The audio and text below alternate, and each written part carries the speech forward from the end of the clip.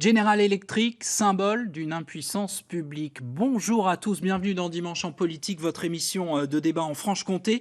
Quand une grande entreprise décide de liquider 1 millier d'emplois, que peuvent faire nos pouvoirs publics? Suffit-il de scander, comme le fait depuis le début de la semaine Bruno Le Maire, le ministre de l'économie, que ce plan social n'est pas acceptable? Nos élus ont-ils des marges de manœuvre, une quelconque influence face à une multinationale qui s'était engagée à créer 1 millier d'emplois et qui, 4 ans plus tard, s'assoit sur ses promesses et taille à vif dans ses effectifs à Belfort? Ces questions, on va en débattre et on va les poser à nos 4 invités.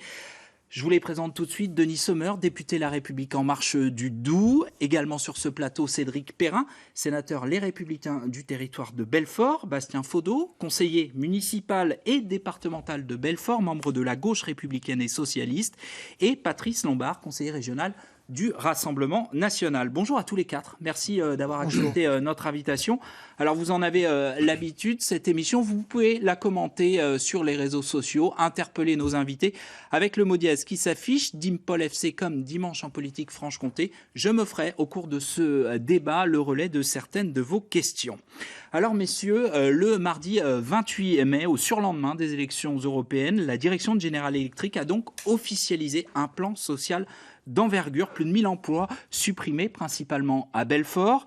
6 jours plus tard, lundi, en début de semaine, le ministre de l'économie Bruno Le Maire s'est déplacé dans la cité du Lion, rencontrer les représentants syndicaux, les élus locaux également. Les salariés concernés par ces licenciements, eux, ne croyaient guère au miracle politique. Écoutez ces quelques réactions recueillies lundi, jour de la visite du ministre. Il va y avoir peut-être ce que le gouvernement peut apporter, mais bon, je pense que la marge de manœuvre est assez faible, on verra. J'attends pas grand-chose, quoi. Je pense que c'est plus pour endormir. Je reste sceptique sur beaucoup de choses. À mon avis, on nous en fume comme tout le temps et j'attends la suite des événements. Vous pensez que la politique ne peut pas agir face à une multinationale? J'y crois plus. J'y crois pas du tout. C'est les sous et puis rentrer un maximum d'argent pour les actionnaires. Puis après, quand on a pressé le citron, il n'y a plus de jus. Est-ce que vous pensez vraiment pas que les politiques peuvent vous sauver? Non, ils font rien pour. Et puis ça va empirer. Voilà pour ces réactions de salariés de General Electric. Cédric Perrin, vous avez rencontré le ministre lundi à Belfort. Est-ce que, comme ces salariés, vous doutez ? Bien sûr que je doute, mais si on n'a pas d'espoir, on n'avancera pas. Donc il était important que le ministre vienne. Il a été important qu'il puisse entendre les syndicats, parce que je voudrais quand même le dire publiquement, les syndicats ont une attitude extrêmement responsable et extrêmement intéressante dans la politique de diversification qu'ils entrevoient. Et puis surtout, le ministre a complètement changé de fusil d'épaule concernant le discours qu'il nous tenait, puisqu'il y a une réponse à une question au gouvernement que je lui ai faite il y a quelques semaines. Il expliquait qu'il n'y avait pas d'avenir pour le gaz, sur en quoi je me suis évidemment inscrit en faux. Et lundi, lors de la réunion, il a expliqué l'inverse, c'est-à-dire qu'il considère qu'il y a un avenir pour le gaz. Et donc je pense que c'est déjà une avancée très importante qui consiste à dire qu'il y a un avenir pour le gaz, il y a un avenir pour Belfort et qu'il y a des compétences, une expérience, des compétences, des expériences et un savoir-faire à Belfort qu'il faut impérativement maintenir, d'où l'intérêt de travailler sur la diversification. Quelle marge de manœuvre ont les élus ? Écoutez, les marges de manœuvre, c'est un groupe mondialement installé, avec effectivement une direction qui aujourd'hui est essentiellement américaine, mais il faut que nous trouvions, en termes de marge de manœuvre, des solutions pour pouvoir réemployer les talents, réemployer les expériences et garder à Belfort ces gens qui vont pouvoir, le moment venu, quand le gaz aura redémarré, parce qu'il redémarrera, eh bien pouvoir travailler à l'indépendance énergétique de la France, et je pense que c'est un sujet majeur. Et donc, la diversification, la possibilité de réemployer les gens sur place, c'est quelque chose de très important. On a juste un problème de temporalité, puisqu'aujourd'hui on a une partie des salariés qui évidemment va perdre son emploi et qui nécessite évidemment qu'on travaille dans l'immédiateté, et d'un autre côté une nécessité de travailler sur une diversification du tissu industriel qui nécessite de prendre du temps. On parlera sans doute tout à l'heure des divers sujets qui peuvent être identifiés, mais ça prendra du temps. Donc il y a ce problème de temporalité qu'il faut arriver à gérer. Denis Sommer, on l'a entendu, les salariés doutent, ils s'interrogent sur le comportement du gouvernement. Michel nous dit par exemple, on peut se demander si l'État n'est pas complice. Ça va jusque-là, les réactions que l'on reçoit. Parce que le timing interpelle. GE a annoncé son plan social 2 jours après les élections européennes. est-ce qu'il y a une complicité du gouvernement, au moins sur le timing de l'annonce? Moi, je ne le crois pas. Pas une seule seconde. Nous avons rencontré Bruno Le Maire quelques jours, en fait, avant les élections européennes.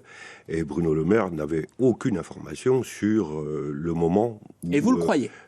Ben bien sûr, mais au nom de quoi je ne le croirais pas? Regardez, par exemple, PSA annonce la fermeture des Rimoncourt en plein mouvement des Gilets jaunes. Est-ce que c'était un moment opportun? Depuis la direction du groupe, je peux vous assurer que ce genre de considération, il s'en moque totalement. Cédric rappelait que General Electric, c'est un groupe américain. Les dirigeants de General Electric sont aux États-Unis. Et le dirigeant de General Electric France est un ancien conseiller d'Emmanuel Macron. Oh, mais c'est pas lui qui décide. Sur le timing de l'annonce, c'est pas lui. Bien sûr que non. C'est pas lui qui décide. En réalité, ce sont les Américains qui décident à quel moment ils prennent leurs décisions et à quel moment ils la publient. La question qui est posée aujourd'hui, moi je comprends l'attitude des salariés. Il y a 1000 emplois qui vont être supprimés. On ne va pas leur demander d'être contents. Donc qu'ils soient en colère, qu'ils le disent et que quelque part ils doutent. Je le comprends tout à fait. J'ai été militant syndical, j'étais dans une entreprise. Je sais que c'est compliqué ce genre de situation.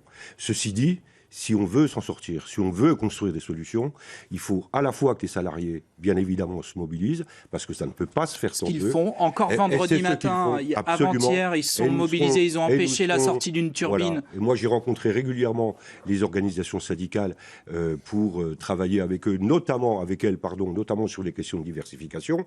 Et il faut que les politiques soient rassemblés, parce qu'à la direction de General Electric, ils n'entendront qu'un seul discours, et ce discours, il faut qu'il soit porté par l'ensemble des élus. Ça n'empêche pas que sur un sujet ou un autre, nous puissions avoir des désaccords, mais face à General Electric, l'unité, elle doit être de rigueur.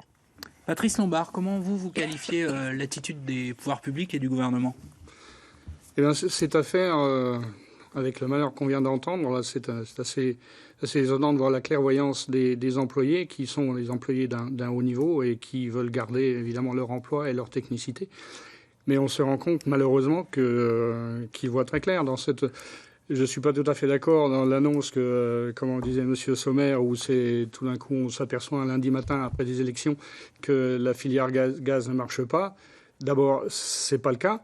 En plus, c'est assez étonnant que dès le lundi matin, on le découvre. Ce genre de choses, ça se découvre. C'est quelque chose qui se prévoit, qui se sent, qui se voit. Donc déjà, l'information est fausse.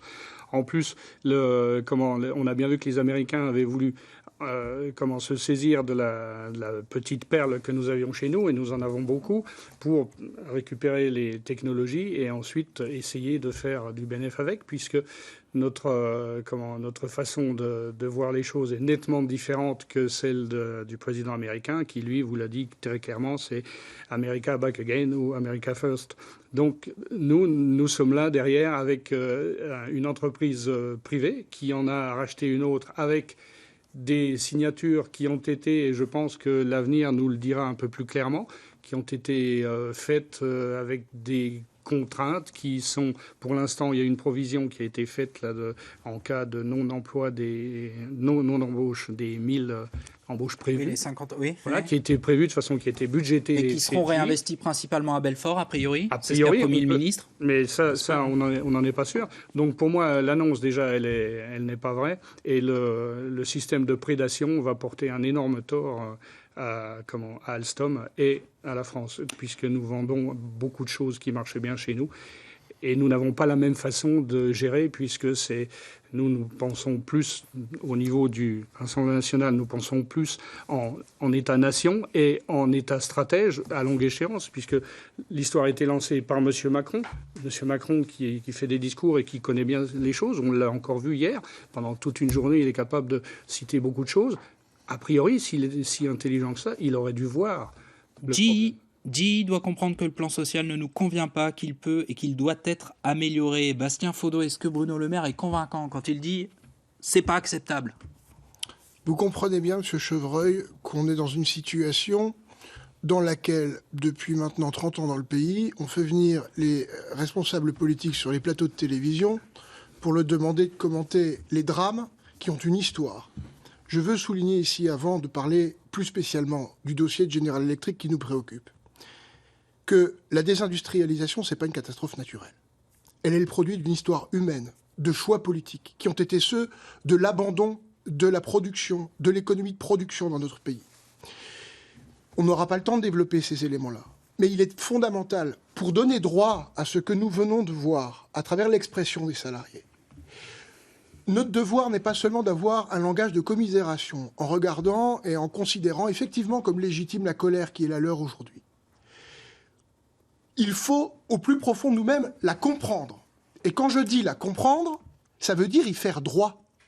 Parce qu'au fond, on les a accoutumés depuis 30 ans à ce que les responsables politiques, je ne m'exprime pas en termes partisans en disant cela, ça a concerné tous les libéraux de ce pays, la gauche comme la droite qui se sont succédés depuis 30 ans dans le pays. Ils ont donné le sentiment que la politique était devenue littéralement impuissante face, je dirais, aux effets de la mondialisation financière. Et est-ce que vous êtes d'accord avec ça? Est-ce que la politique est impuissante? Ou est-ce que vous avez, les uns les autres, vous êtes 4 élus sur ce plateau, les moyens de faire changer les choses sur ce dossier précis? Je pense qu'il existe des outils, qu'il existe des moyens à court, à moyen et à long terme. Lesquels? On va y venir dans le détail. Vous voulez que j'aborde le sujet tout de suite. Mais à court terme, la question centrale, là, c'est celle de fournir une solution à toutes celles et ceux qui risquent demain de perdre leur emploi. Ça veut dire le reclassement, la mobilisation, un plan Marshall, en fait, la mobilisation maximale des moyens de l'État. Comme cela a été souligné, l'État a une responsabilité particulière dans cette affaire. D'abord parce qu'il a laissé se faire la liquidation d'Alstom en 2015. Alors, il ne m'échappe pas que ce qui se passe aujourd'hui chez J-Gaz, ce n'est pas la partie qui a été vendue en 2015. 99. Bien en 1999. Mais je veux souligner une chose, c'est qu'à partir du moment où nous n'avons plus de groupe industriel national dans le secteur énergétique, depuis la vente d'Alstom, même toutes les solutions de diversification qu'on va promouvoir, qu'on va défendre ensemble, parce que l'unité, sur ce dossier, et pour le territoire de Belfort et les Roubennes, elle sera là. Mais en tout état de cause, nous n'avons plus aujourd'hui de véhicules, d'entreprises, de supports pour imaginer la diversification, ce qui va rendre les solutions plus difficiles que si nous avions un opérateur national. Il y a une piste, Cédric Perrin, je vais vous donner la parole. Il y a une piste qui a été abordée par le ministre, par le maire de Belfort, par les élus locaux, c'est l'aéronautique, dont tout le monde nous dit qu'elle est la plus prometteuse à l'heure actuelle. Cédric Perrin, le ministre a dit, pour 1 euro investi dans l'aéronautique par General Electric à Belfort, je mettrai 1 euro d'argent public en face. Comment on incite General Electric à mettre de l'argent sur Belfort dans l'aéronautique? C'est le principal problème. Moi, alors même que General Electric, je précise, a déjà une co-entreprise avec Safran. Non, justement, c'est dans le cadre de cette co-entreprise avec Safran que nous militons pour que dans le cadre de la fabrication du moteur LEAP, qui rappelle, je le rappelle, équipe de nombreux Boeing et de nombreux Airbus, qui est un succès planétaire, que la JV a beaucoup de mal à fournir suffisamment de moteurs, ils recherchent des capacités de production. Donc on est aujourd'hui en discussion. Moi j'ai rencontré, puisque je le connais très bien, le PDG de Safran, Philippe Petit-Colin, à Paris avec Damien Meslot, Florian Bouquet, Yann Boucard, au mois de janvier, le 22 janvier très précisément, qui s'est engagé, lui, à donner 100 000 heures de travail à Belfort si GE fait le même pas. C'est-à-dire qu'aujourd'hui, il reste à convaincre GE, les Américains, de rentrer dans une organisation qui nous permette de faire ça à Belfort. Mais pour revenir sur ce que disait Bastien Faudot tout à l'heure, moi je pense que le mot politique industrielle, c'est pas un gros mot. Et que aujourd'hui, on se souvient peut-être plus qu'après-guerre, il y a eu le commissariat général au plan, il y a eu une vision stratégique de ce qu'on voulait faire de la France. Et si aujourd'hui on a des centrales nucléaires, si on a Airbus, si on a le TGV, si on a Ariane, si on a beaucoup de choses, c'est parce que sans doute à un moment donné, le pouvoir politique s'est emparé de ce sujet et a décidé un certain nombre de choses. Eh bien, je pense qu'aujourd'hui, il faut revenir à ça. Et vous savez, j'ai dit tout à l'heure que j'étais très heureux que Bruno Le Maire ait changé sa vision sur l'avenir du gaz. Pour une raison simple, c'est qu'aujourd'hui, il faut qu'on arrête d'être dogmatique et de dire aux Français qu'on ne veut plus de nucléaire, on ne veut pas de gaz parce que c'est des énergies fossiles, on ne veut que du photovoltaïque ou de l'éolien. Sauf ce qu'on oublie de dire aux gens, c'est qu'on veut tous les faire rouler en électrique et qu'à un moment donné, il va y avoir un vrai problème. Donc si personne ne voit le problème, moi je le vois assez facilement. Et le dernier problème, c'est que quand même, aujourd'hui, la taxe intérieure sur les produits pétroliers rapporte 50 milliards d'euros à la France, 450 milliards d'euros à l'Europe. Pour faire une petite comparaison, la politique agricole commune au niveau européen, c'est 49 milliards. Donc comment on va faire pour se priver de cette somme? Et on ne va pas taxer l'électricité. Vous avez déjà vu le cirque que vient de faire l'augmentation de 5,9%. Donc une politique industrielle, c'est aussi une politique énergétique et c'est une vision à long terme de ce qu'on veut faire. Belfort est un centre d'excellence mondiale en matière d'hydrogène, en matière de recherche fondamentale. Et je pense qu'il y a des sujets à creuser autour de l'aéronautique, de l'hydrogène et d'un certain nombre d'autres points. Mais effectivement, il y a un problème de temporalité. Je reviens toujours là-dessus, c'est important. Denis Sommer, la question a été posée au ministre lundi quand il est venu à Belfort. Quels moyens de pression vous avez sur General Electric pour les convaincre? Il a dit l'éolien en mer. Sauf que l'éolien en mer, General Electric est en train de s'en désengager. Vous savez pourquoi il se désengage de l'éolien en mer à General Electric? Parce qu'il y a eu trop... Parce que l'État a tellement tergiversé pour donner les autorisations que General Electric a décidé d'arrêter parce qu'il y a eu des recours. Oui, mais attendez, à un moment donné, on est le législateur, peut-être capable aussi de faire en sorte que dans ce pays, on arrête de créer des normes qui nous empêchent d'avancer. Donc General Electric se retire de 2 des 3 parcs éoliens où il devait fournir des turbines et il lance une procédure de rupture conventionnelle collective pour son site de Nantes notamment. Et c'est sur ce domaine-là que le gouvernement compte convaincre, compte mettre la pression sur General Electric. On a du mal à comprendre. Mais pas seulement. Vous imaginez bien, y compris que tout ne va pas forcément être mis sur la table dans les négociations, y compris des négociations commerciales. On fait du business. Pas seulement d'ailleurs en France, mais en Europe, avec General Electric. Des moyens de pression, il en existe. Moi, je reviens sur la question de la politique industrielle. C'est absolument... oui, mais attendez, les moyens de pression, tout le monde nous dit il en existe. Mais comment on fait pour convaincre une boîte privée? Parlons crûment, mais comment on fait pour dire à un dirigeant d'entreprise, il faut que vous investissiez dans notre site industriel où vous liquidez 1000 emplois? Comment on fait quand on est élu?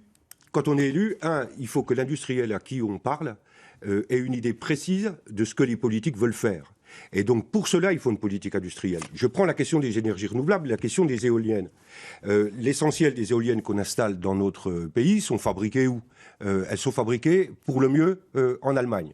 Et on a besoin de fabriquer des éoliennes chez nous.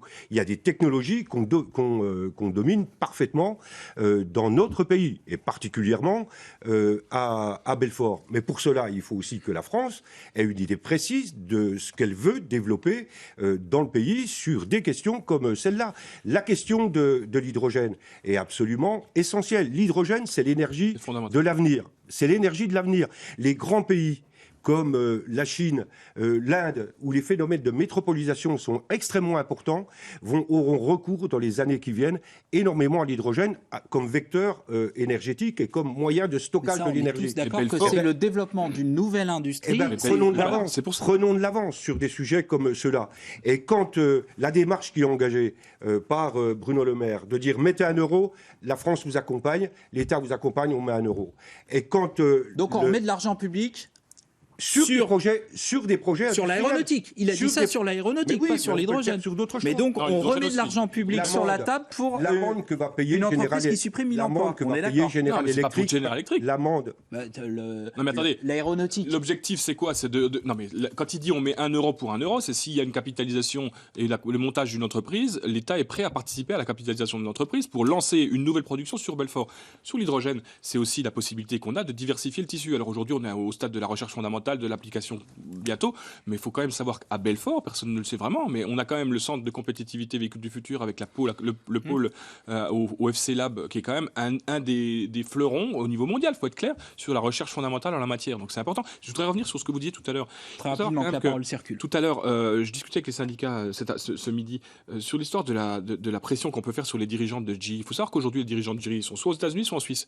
Dans l'accord qui a été signé en 2015 suite au rachat de Power de Power par GE, il était prévu que la direction et le centre d'excellence soient à Belfort.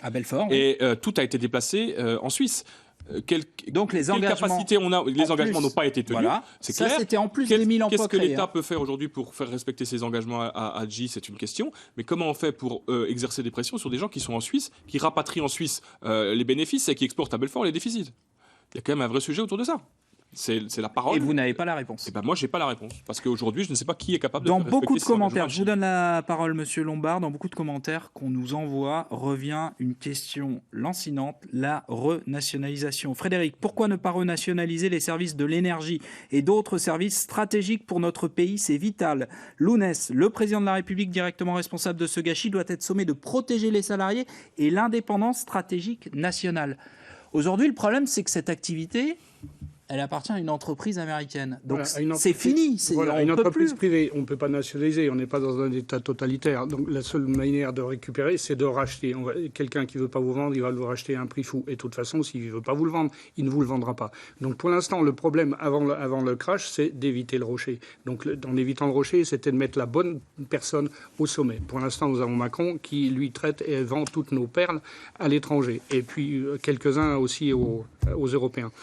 Donc la solution immédiate, il y en a malheureusement pas immédiate, parce que peut-être que dans 3 mois, on va avoir des gens qui seront au chômage. Avec ce que ça correspond, je pense que tout le monde ici on est bien au courant, avec les familles, les enfants, la scolarité, ça c'est un problème énorme. Et la réponse malheureusement politique, immédiatement, pour moi, c'est triste à dire, mais elle n'existe pas. Il fallait changer de cap avant. Il ne fallait pas laisser faire M. Macron.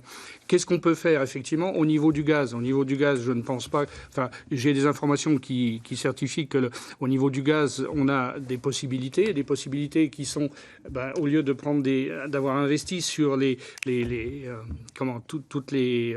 niveau électrique, au niveau en photovoltaïque ou en éolien, ce sont des trucs temporaires. Hein. La nuit, il n'y a pas de lumière et le vent est tout à fait temporaire. En plus, comme le disait M. Sommer, et les turbines à gaz permettent permettent compléter. avec une rentabilité absolument, avec très peu de pollution, d'avoir une rentabilité bien meilleure, de l'ordre de 75%, alors qu'une éolienne, c'est 25% si on met tout dedans quand elle marche. Plus à côté, le secteur où on peut rebalancer effectivement au niveau aéronautique, puis j'ai volé plusieurs fois avec des General Electric, mais sur le côté atomique à côté, l'autre branche, si on repousse un petit peu cette loi de transition écologique qu'on a signée, la LTECV, qui met une butée de 50% de moins en nucléaire en 2025, si on repousse cette butée, on peut réinvestir, on peut rénover nos centrales atomiques, les prolonger un peu plus longtemps en attendant de trouver un palliatif, parce que le bien-être de tout le monde, ça commence tout simplement par manger tranquillement à la maison.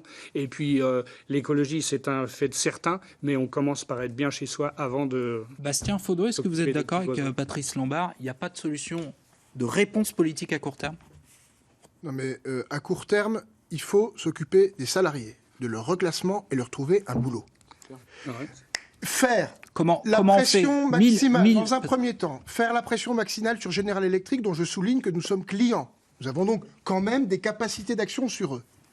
Elles sont plus limitées. C'est-à-dire on menace sur les appels d'offres, par exemple?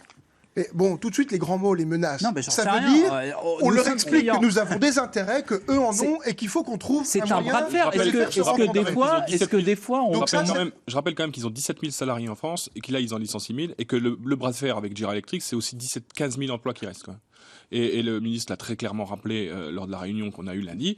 Faire pression sur LG, d'accord, mais enfin bon, il faut quand même se prendre en considération le fait qu'il représente 17 000 emplois dans ce pays. Donc il faut y aller doucement quand même. Bon, c'est pas moi qui l'ai dit, je répète ce qui m'a été voilà. Sinon, annoncé. On fonctionne toujours quelque part avec le trouillomètre, mais parce que nos responsables politiques, c'est la philosophie même du libéralisme. On pense que le marché est au-dessus de tout, que les chefs d'entreprise, y compris des grands groupes, sont au-dessus de nos chefs d'État. C'est cette culture-là qui a fini par convaincre la plupart de nos élites économiques, médiatiques, financières. C'est évident. Alors, vous savez qui l'a dit dans la presse cette semaine, ça? Bon, je sais pas, non, dites-moi. Jean-Pierre Chevènement, un ancien ça ne me surprend pas complètement. Le drame que vit Belfort est un drame national, celui de l'abandon de nos industries, de l'industrie française par nos élites financiarisées. Bon, voilà. Donc, de fait, il y a sur ce plan-là, d'abord, une pression exercée sur General Electric pour maintenir l'activité, défendre la turbine à gaz à Belfort. Ensuite, une fois qu'on aura exercé cette pression, tous les emplois qu'on n'aura pas pu maintenir, si toutefois nous n'arrivons pas à les convaincre de maintenir l'activité, et c'est là où il y a un travail phénoménal à engager de diversification. Ma position est qu'il sera difficile de l'envisager uniquement avec des outils de bricolage, quoi, en fait. C'est-à-dire qu'il faut qu'il y ait une volonté politique forte au sommet de l'État pour dire ça ne va pas se faire d'ici demain matin. On reconstruit un groupe industriel national, quitte à ce que la puissance publique mette de l'argent dans l'affaire. On ne peut pas, je veux avoir un mot là-dessus, monsieur Chevreuil, on ne peut pas, en 2019, prétendre être une grande nation dans le monde et être une grande nation en Europe si nous abandonnons toute ambition de détenir un groupe industriel sur les questions énergétiques. L'énergie, notre indépendance énergétique. la question énergétique est fondamentale. Et je dirais pour le site de Belfort, en termes de diversification, c'est au regard des enjeux extraordinaires qui sont devant nous, en termes d'innovation, de recherche, de diversification des sources d'énergie, et notamment des énergies renouvelables, il y a un chantier à engager. Il ne faut pas y aller timidement, et je finis là-dessus. Ça veut dire qu'il faut que l'État investisse aussi massivement dans le plan qu'il proposera pour le Nord-Franche-Comté, dans l'université et la recherche. Denis Sommer, le représentant de la majorité que vous êtes d'accord avec ce que vient de dire Bastien Faudeau ? Sur l'idée qu'il faut une grande politique industrielle en matière d'énergie, oui, bien évidemment que je suis d'accord. Mais pour cela, encore une fois, il faut savoir exactement ce que l'on veut faire et quelles sont les priorités. Mais c'est vous qui êtes au pouvoir aujourd'hui, donc... Qu'est-ce qu'on va faire ? Je vous trouve bien agressif, monsieur Chevreuil. Non, mais... Je vous trouve bien agressif. Voilà, quelque part, c'est un peu désagréable. Voilà, je vous le dis. Hein. Oui, non, je vous le dis. Je vous le dis. Donc, voilà. Il faut définir une politique industrielle. C'est à la majorité. C'est ce que je disais tout à l'heure. C'est ce que j'ai tenté de dire tout à l'heure par rapport à l'éolien. Il y a des vrais enjeux dans ce domaine-là. Par rapport à l'hydrogène, moi, je crois beaucoup à cette technique-là. Pourquoi ? Tout simplement parce que ça nous permet de stocker de l'énergie, ça nous permet de la redistribuer, et c'est un complément indispensable aux énergies renouvelables. Indispensable. Et puis, il y a un sujet, il faut garder nos compétences, parce qu'une politique industrielle, elle se conduit à partir du moment où il y a des compétences sur le site. Je rappelle, bien sûr, et donc il faut les préserver. Nous avions mis en place, en Franche-Comté, former plutôt que chômer. Je suis obligé de vous arrêter, c'est la fin de l'émission. Former plutôt que chômer, je pense qu'il faut retravailler cette politique-là. Merci à tous d'avoir suivi cette émission. Bon après-midi.